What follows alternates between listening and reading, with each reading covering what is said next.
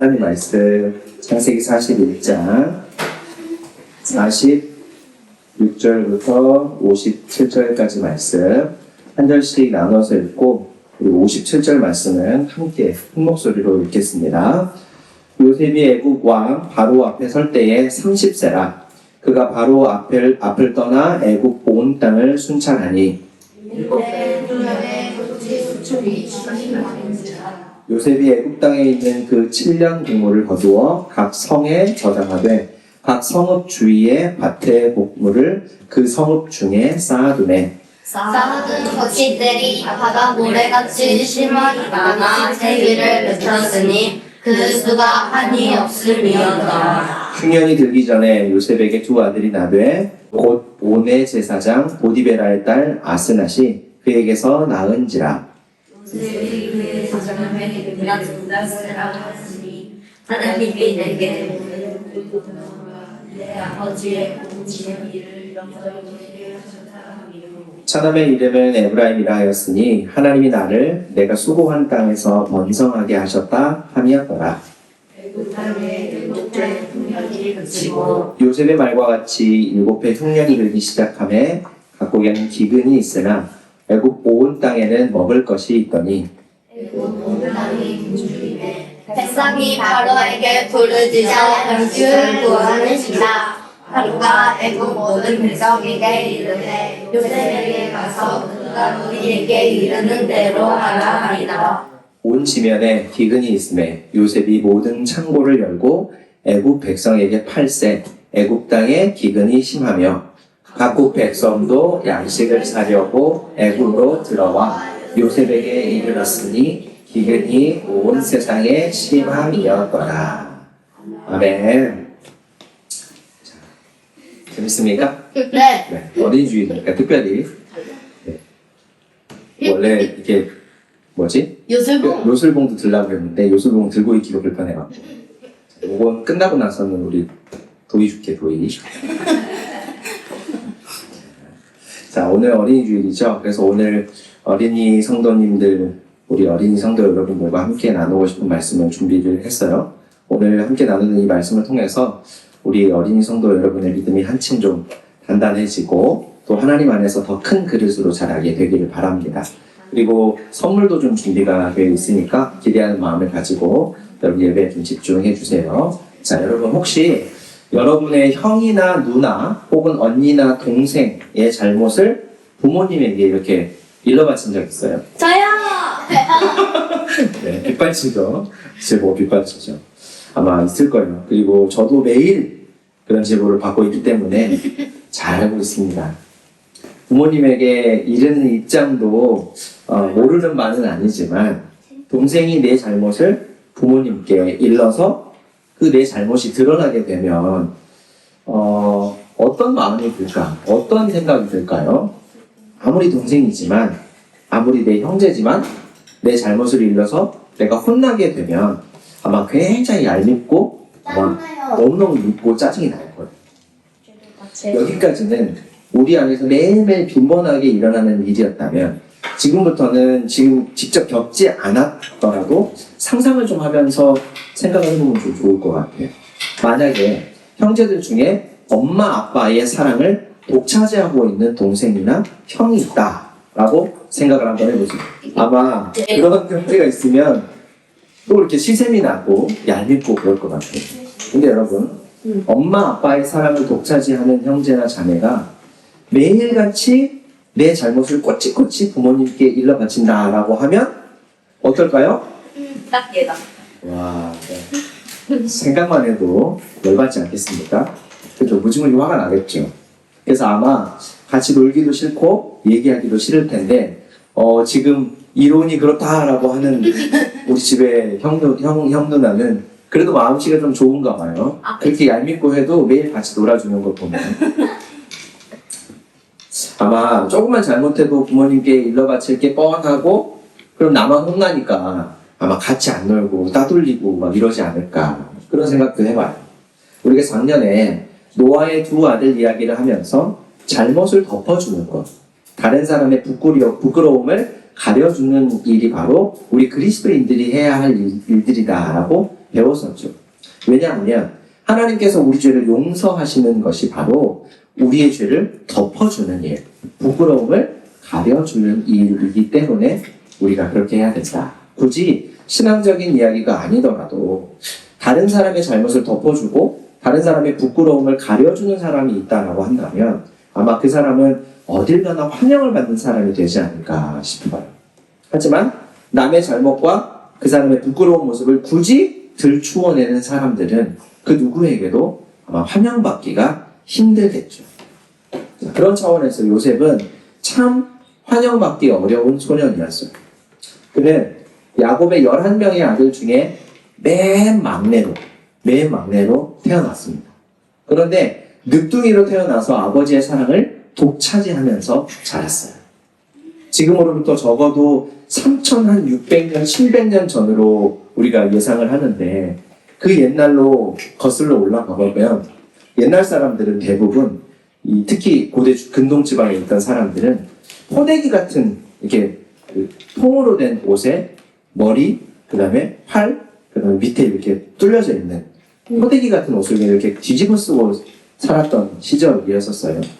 그런데 요셉은 그 시절에도 색깔이 들어있는 채색 옷을 입힐 만큼 아버지의 특별한 사랑을 받으면서 자랐대요. 그리고 형들은 모두 들에 나가서 가축을 돌보면서 힘들게 일을 하며 생활을 했지만 요셉은 어리고 막내라는 이유만으로 집에서 편안하게 지내면서 가끔 형들이 일하는 곳에 기웃거리다가 행여 형들이 잘못하는 걸 보면 그 일로 아버지한테 와서 일렀으니 형들에게 큰 미움을 받으면서 자랐겠죠. 어느 날은 요셉이 꿈을 꾸게 돼요. 가족들이 밭에서 곡식의 단을 묶고 있었는데 요셉이 묶은 단은 꼿꼿하게 세워져 있고 형들의 단이 그 요셉의 단을 빙 두르고 서서 그 요셉의 단에 절을 하고 있었대요.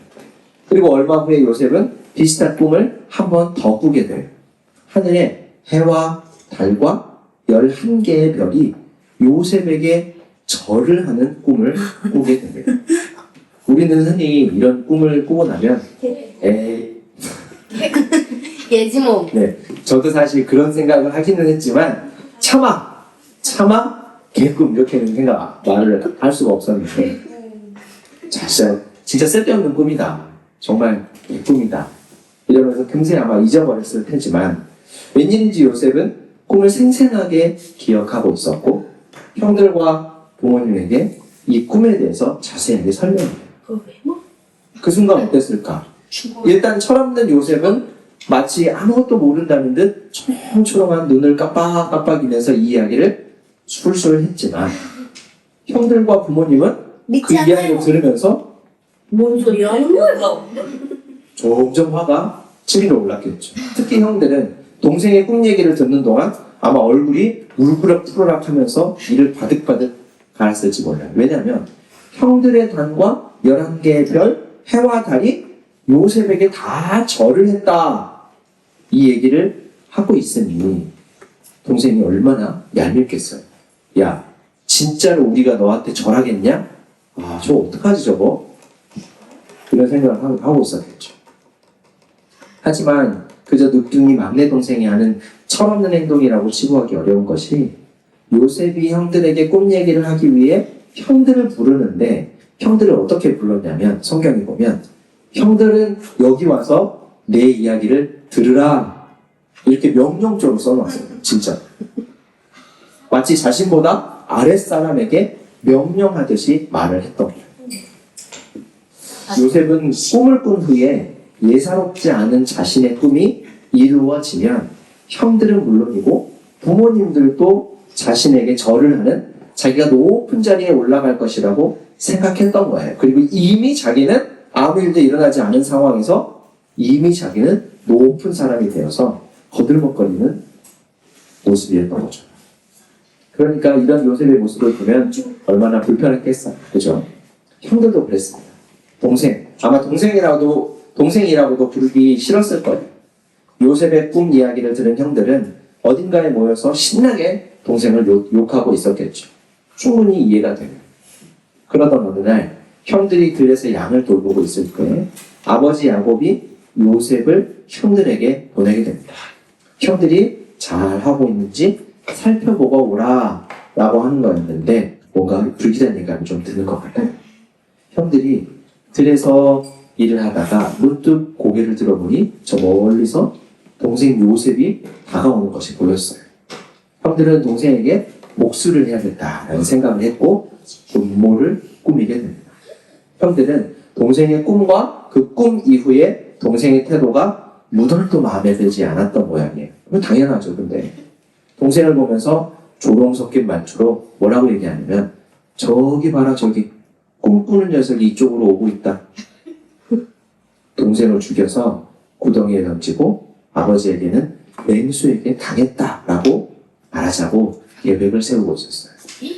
자신들이 그렇게 하는데도 동생이 꿈이 이루어지는지 보자. 제 꿈이 진짜로 이루어질지 아니면 죽게 될지 한번 두고 보자. 이랬던 거죠. 하지만 큰형 르우벤은 아무리 미워도 제가 우리 동생인데 동생을 죽이는 건 안 된다. 이렇게 하면서 동생들을 말렸어요. 큰형의 제안이 받아들여졌고 요셉은 형들에게 잡혀서 그냥 구덩이에 빠지게 됩니다. 갇힌 거죠. 근데 올라올 수 없도록 깊은 구덩이에 빠졌으니까요. 그리고 때마침 이집트로 가고 있는 상인들이 그곳을 지나갔고 형들은 요셉을 그들에게 노예로 팔아버려요. 이집트 노예로 팔려간 요셉은 이집트 파라오의 경호대장이었던 오디발이라고 하는 사람의 집에 노예로 들어가게 됩니다. 하나님은 이집트의 노예가 된 이 요셉의 앞길을 인도했다라고 성경이 말씀합니다. 요셉이 이전에 꾸었던 꿈은 하나님께서 그에게 훗날 일어날 일을 미리 보여주신 것이었다고 해요. 요셉은 보디발이 가장 믿고 아끼는 종이 되었고 그의 집안 살림을 다 도맡아서 관리하는 관리자가 되었어요. 되는 사람은 뭘 해도 된다, 어딜 가도 된다라는 생각이 들 때쯤에 그에게 큰 위기가 찾아옵니다. 아니, 집에서 귀하게 자란 아들이 다른 나라에 노예로 팔려온 것도 인생의 엄청난 위기가 아닌가 싶지만 그보다 좀 더 큰 인생의 파도가 찾아오고 있었어요. 보디발의 아내는 성경에 보면 요셉이 잘생기고 총명했다 이렇게 되어 있거든요.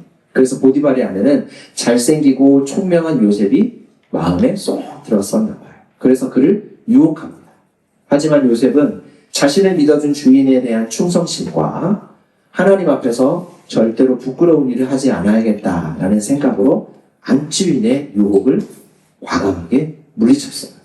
어느 날은 보디발이 집을 비운 사이에 그의 아내가 요셉을 또 유혹했고 그 유혹을 뿌리치자 보디발의 아내는 오히려 화를 내면서 그 요셉의 옷자락을 찢어서 남편에게 보여주게 됩니다.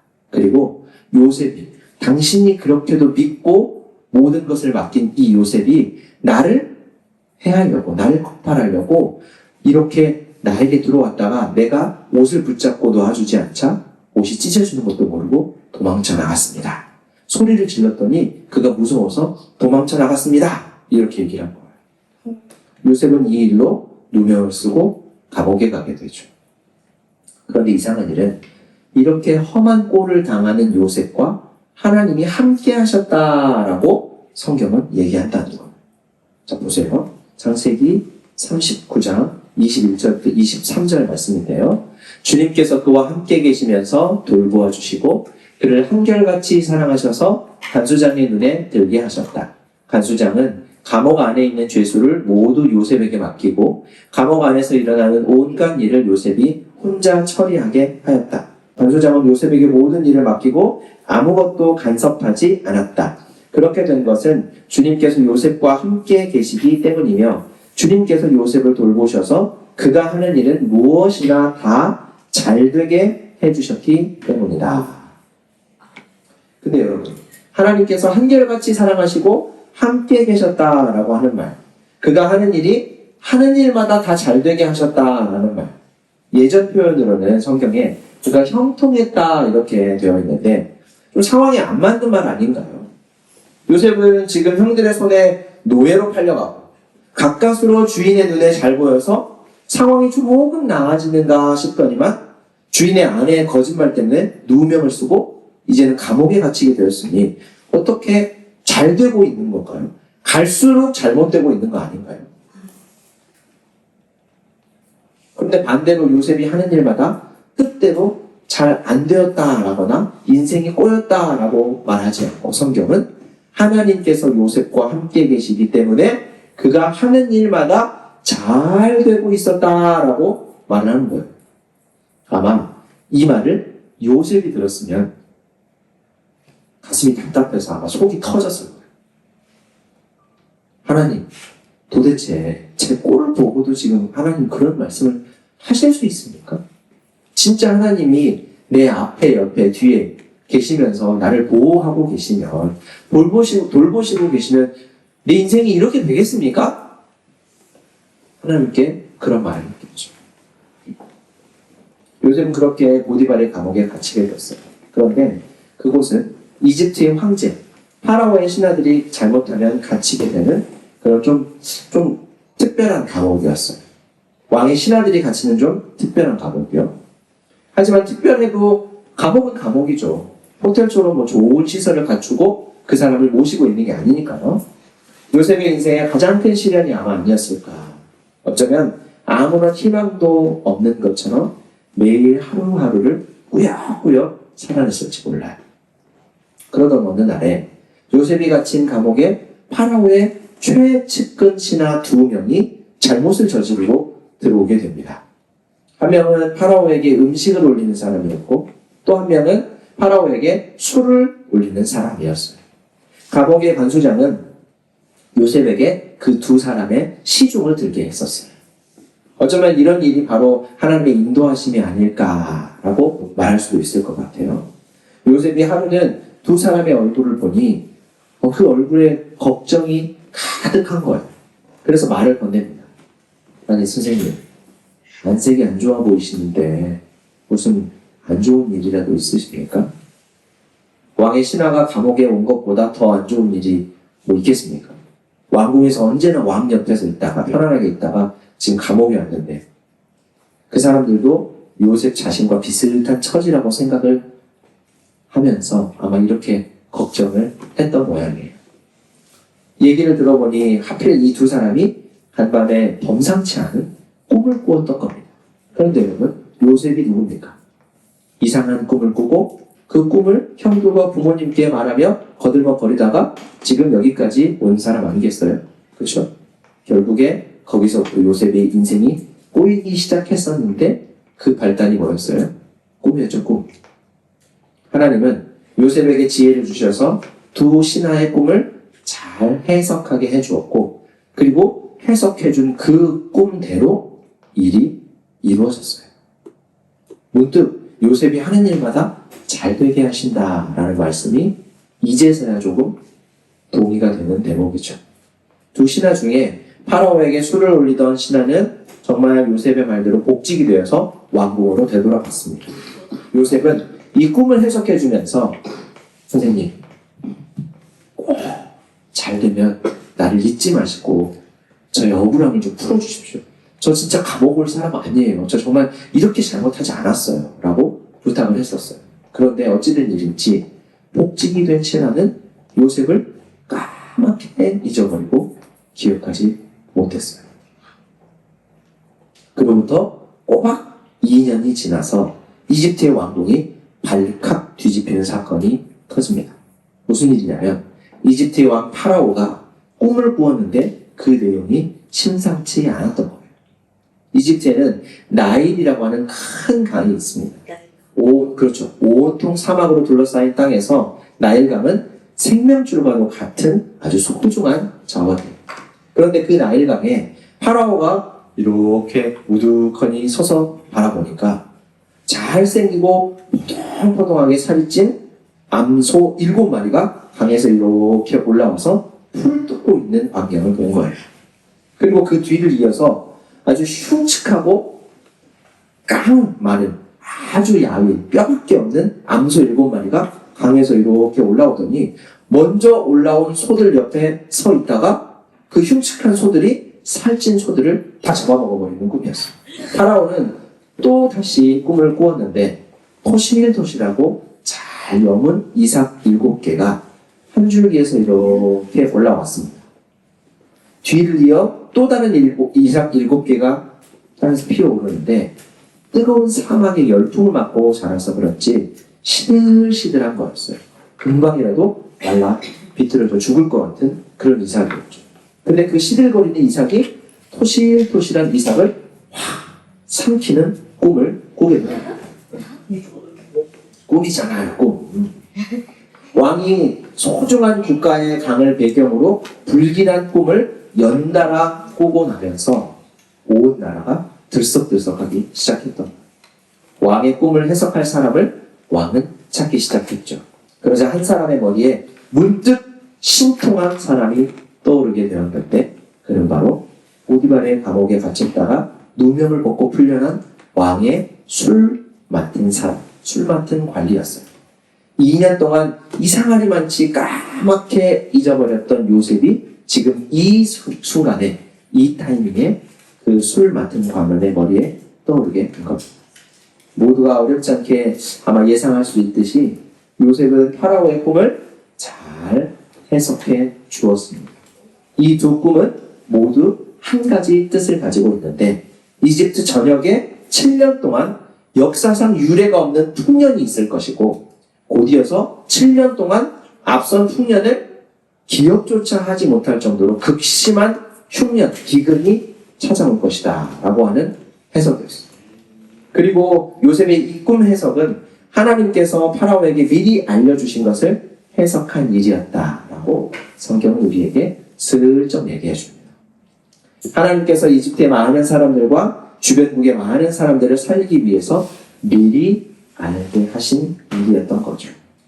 이 말을 들은 파라오는 요셉이야말로, 이 사람이야말로 우리 이집트를 구할 수 있는 사람이다 라는 확신을 갖게 되었어요. 그는 이집트의 2인자, 총리로 요셉을 임명하게 됩니다. 요셉은 하나님께서 주신 지혜로 7년 동안 풍성한 곡식을 거두게 되고 곡간 안에 곡식을 잘 비축해 두었다가 곧이어 찾아온 7년 동안의 흉년, 기근을 슬기롭게 대처하게 되었습니다. 그리고 그 사이에 가나안에서 살던 요셉의 아버지 야곱과 70명에 이르는 가족도 먹을 양식이 없어서 고생을 하다가 이집트에는 식량이 풍성하다라고 하는 소식을 듣고 이집트로 식량을 찾으러 오게 돼요.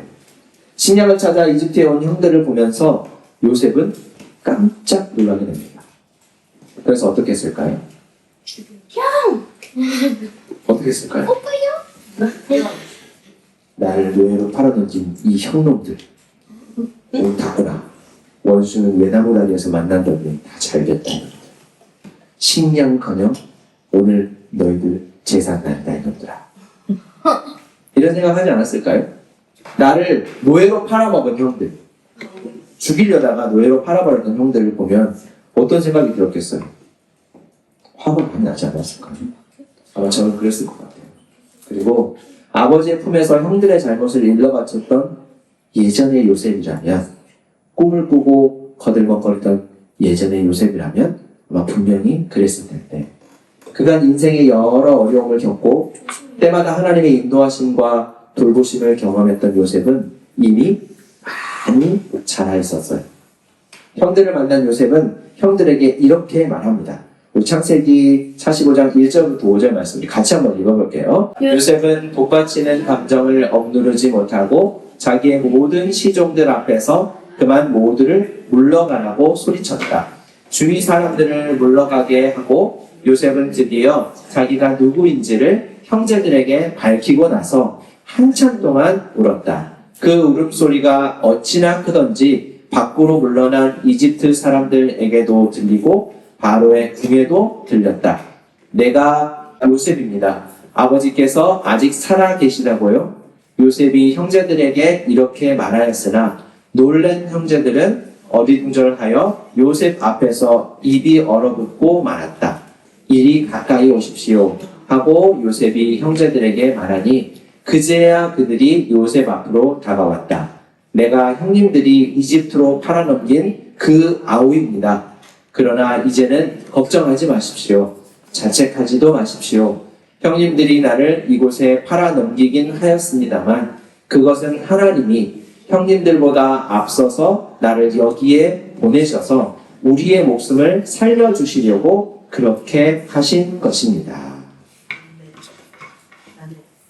여러분 근데 네. 보세요. 4절 마지막에 요셉 앞으로 형들이 다가오자 내가 형님들이 이집트로 팔아넘긴 그 아우입니다.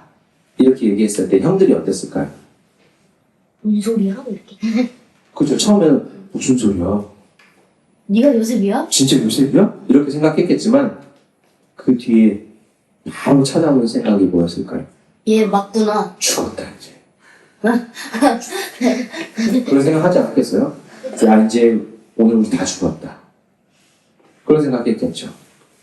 그래서 5절에서 요셉이 이런 얘기를 하는 거예요. 걱정하지 마십시오. 그리고 자책하지도 마십시오. 형님들이 나를 이곳에 팔아넘기기는 했지만 그것은 하나님이 형님들보다 앞서서 나를 여기 보내시고 우리의 목숨을 살려주시려고 미리 행하신 일입니다. 라고 한 거예요. 요셉에게 꿈을 꾸게 하셔서 앞으로 일어날 일을 준비하게 하신 것도 하나님이고 그 일을 위해서 요셉을 모질게 몰아붙이면서 그를 큰 그릇으로 키우신 것도 하나님의 계획이었다는 거예요. 요셉은 원래 자신밖에 모르던 볼품없는 작은 그릇이었어요. 하지만 하나님께서 많은 사람들을 살리기 위해서 요셉을 선택하셨고 그를 변화시키시고 준비시키셨던 것. 그를 통해서 70명에 이르는 가족들과 이집트의 수많은 사람들 그리고 주변국에 있는 사람들까지 정말 무수한 사람들을 살리시기 위해 하나님께서는 그를 준비시키셨던 거죠.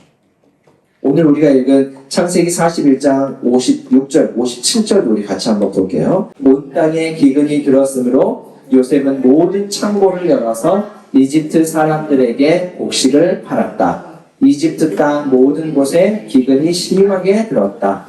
기근이 온 세상을 뒤덮고 있었으므로 다른 나라 사람들도 요셉에게서 곡식을 사려고 이집트로 왔다.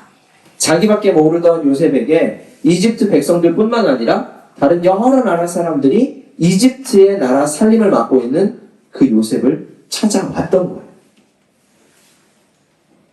그리고 그 많은 사람들이 요셉에게 이집트의 총리였던 요셉을 통해서 식량을 얻게 되고 식량을 찾을 수 없는 7년 동안의 어마어마한 기근, 흉년 동안 목숨을 부지할 수 있게 되었던 거죠.